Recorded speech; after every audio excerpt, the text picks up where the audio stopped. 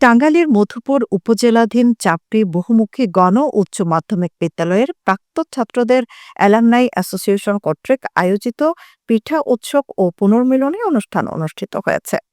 3 দিনব্যাপী বর্ণাঢ্য এ অনুষ্ঠানে সভাপতিত্ব করেন আয়োজক কমিটির যুগ্ম আহ্বায়ক মুজাফফর হোসেন বাদল।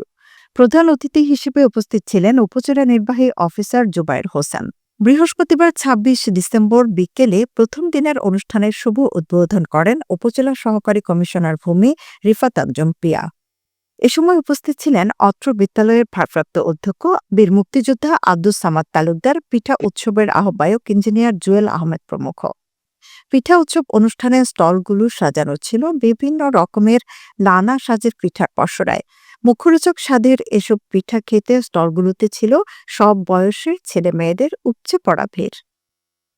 গতকাল শনিবার 3 দিনব্যাপী পিঠা উৎসবের সমাপনী অনুষ্ঠানে প্রধান অতিথি হিসেবে উপস্থিত ছিলেন বিএনপির জাতীয় নির্বাহী কমিটির সদস্য অ্যাডভোকেট মোহাম্মদ আলী।